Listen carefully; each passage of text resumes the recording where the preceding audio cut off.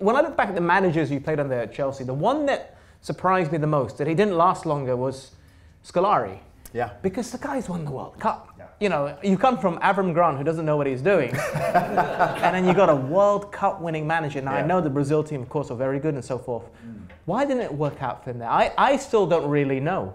I have no idea. But if you look at that, we started the season really well. Yes, we exactly. started the season really well. You know, I was playing a major part in that. You know, starting the season really well, and then just all of a sudden, something just happened. We started losing games, and we just couldn't put a finger around it. And obviously, now when I look back at it, obviously, the problem was that the main man was not playing. You know, I think Luis Felipe Scolari preferred Nicolas Anelka over Didier Drogba. And when you have such a big ego, big player, that is the man that is always playing, the #1 guy, and all of a sudden, he's not playing.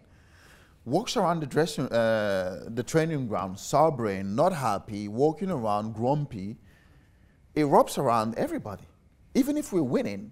But when you look at him, knowing that he's not happy, it kind of affects the team. And that's what I think what started to affect us, because you know he should be playing, but he's not playing, and he's not happy, and he's the main man.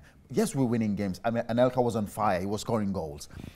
But then Didier's not playing. So once we started losing game, we lost one game, and then we drew the other one, and we lost again. Then you start thinking, okay, now it's coming, and now it's coming. The bad period is coming, and the main man is not playing. And he's sitting there thinking, even if I come in the second half, I'm not going to help you guys. You know why? Because I want this manager gone. Because I want the club to bring somebody that is going to favor me. It's just how it worked. You know, when you tell people this story, they don't know. The ego back then, our football club back then, it was a mafia. It was run like a mafia thing.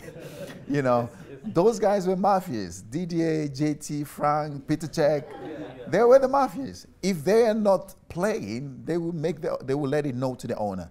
And of course, Roman calls them, you know, after games, because he wants to know how they're feeling, because they're the spine of the football club. You need the spine of it. Every football club needs a spine. They were our spine. And if they're not happy, they will call Roman and say, listen, I'm not happy, blah, blah, blah. And once we start losing game, that manager's off. I gotta ask then. Player power at Chelsea. A lot of it was made up about it. It was a real thing. It was a real thing. It was a proper real thing. You know, I got to witness it because I was so young. And sometimes when you're so young, you don't really notice what was going on. But now when I look back at it, I could rewind and replay the things that I saw back then. I was like, wow, these guys actually did run the football club. Especially JT. JT absolutely controlled the whole place, you know. From the cooks, the cleaners, the doctors. You know, if the doctors don't perform well, he tells them what, like, I'm thinking, but you don't have any certificate. You're not a doctor. No, but he knows everything. You know what I mean? He tells off the cleaner, he tells off the cooks, how he wants his oatmeal to be cooked, if it's watery, if it's too much water. You know, JT was a guy who just, you know, details, little details, he says, makes him play well, and we just let him get on with that. As long as he performs well, that's fine. Which he certainly did. No question. No question. Let me ask you this: did Roman Abramovich ever call you?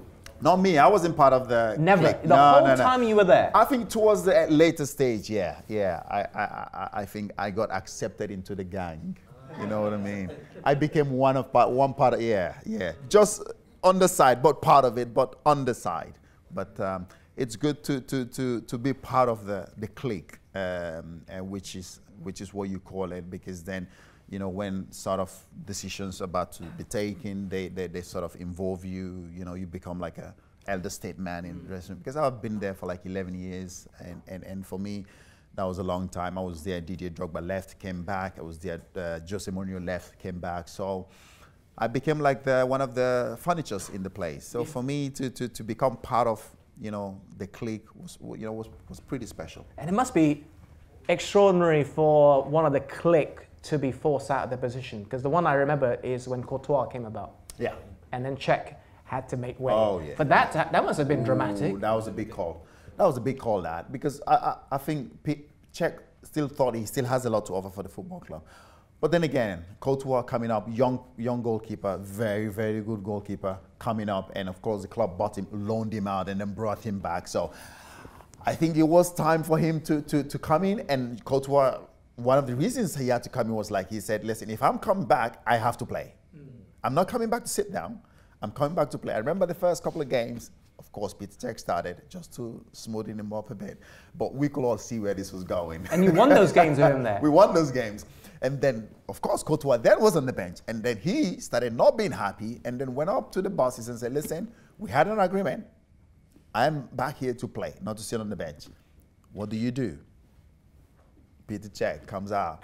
And then, of course, Peter Cech, part of the clique, was waiting and thinking, when are we going to start losing games? Then I might come back into the team. But then that never happened. And, of course, he had to make his way and leave the football club. But it's, you know, it's tough when you see those big names leaving, those cliques leaving. I thought at some point we all had to move on. And especially after the 2012 final, we knew pretty much our time at the club is coming to an end.